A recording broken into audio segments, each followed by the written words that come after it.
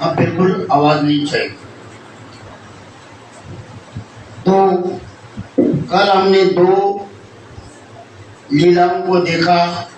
हमारे तीसरे अवतार भगवान श्री चक्रपाणि महाराज जी के एक मृत श्वान यानी कुत्ता द्वारका के अंदर मर गया था बाजारों में।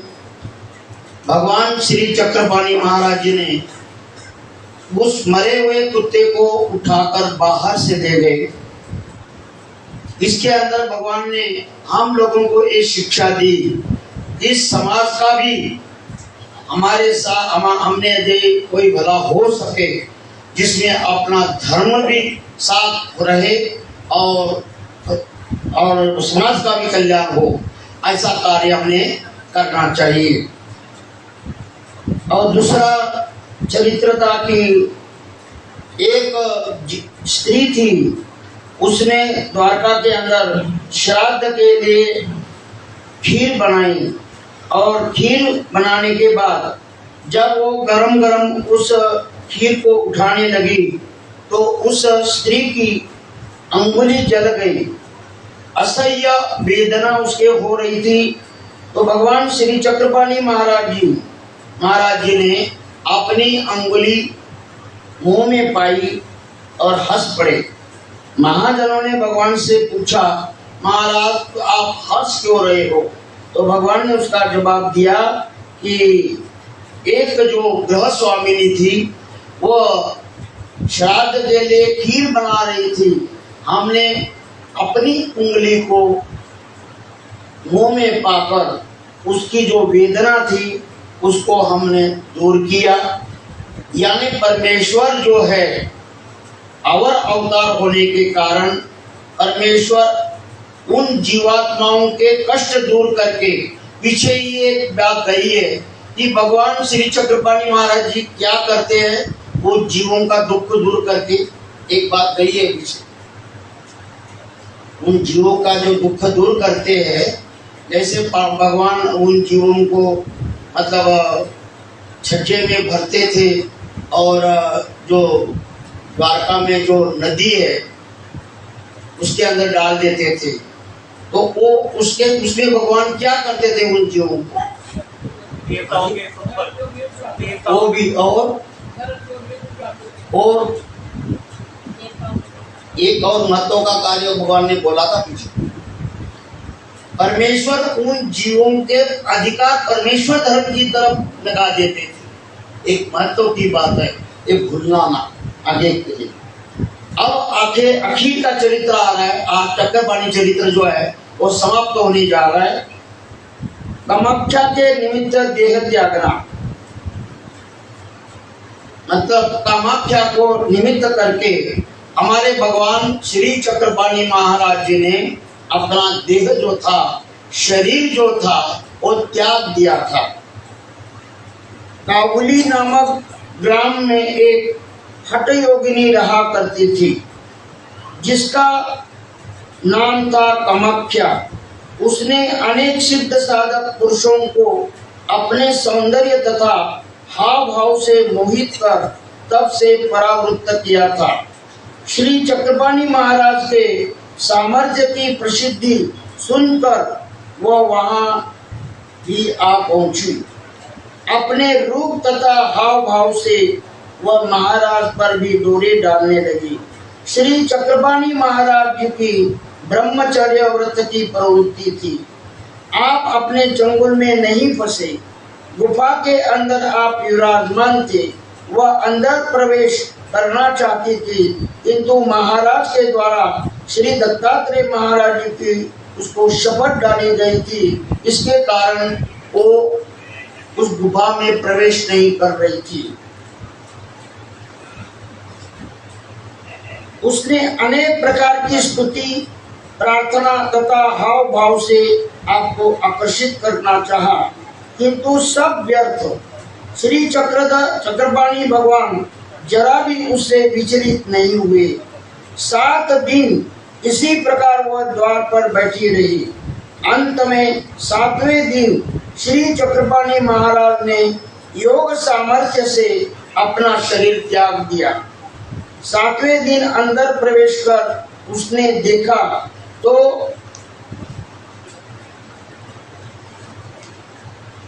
श्री चक्रपाणी महाराज शरीर छोड़ चुके थे।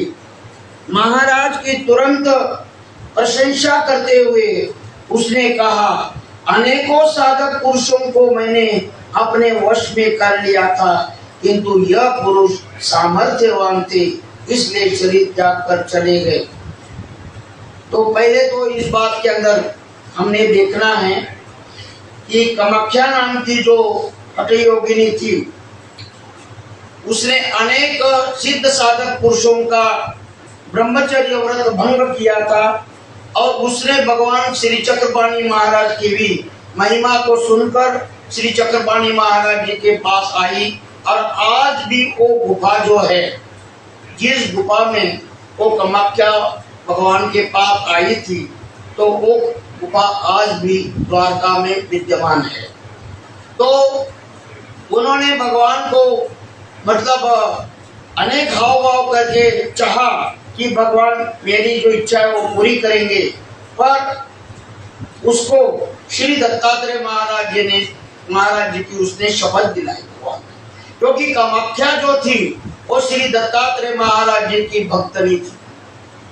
चक्रपाणी महाराज जानते थे कि ये मेरे श्री दत्तात्रेय महाराज जी की मतलब अनुयायी है।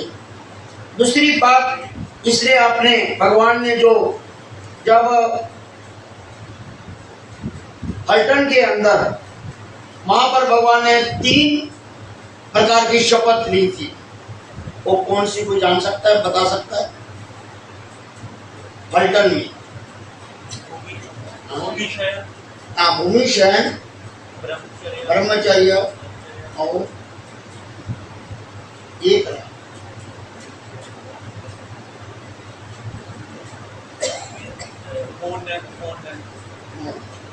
ठीक है,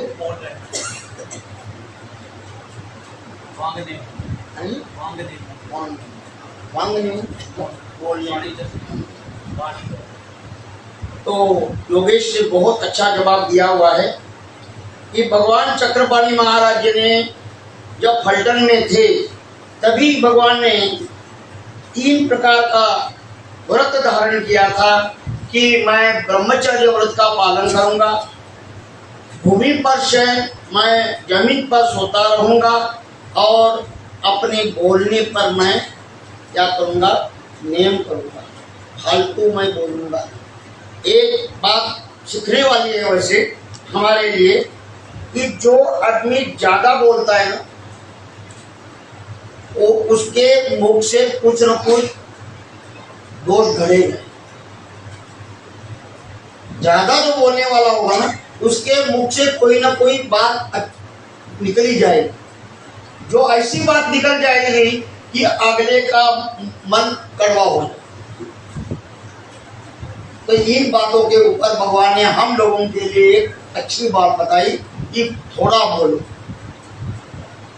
एक इसमें कई हमारे फायदे कम बोलने में। एक तो हिंसा नहीं, हम जो बोलते हैं अपने वाचा से, इससे भी कई जीव जंतु मरते हैं। बात आइए, आप हो गए गुरु जी, आप तो बोलते रहते हो, हाँ तो बता रहे हो, अभी कुछ बोलते हो। अब ये जो आचार होता है अपने लिए होता है, खुद के लिए होता है।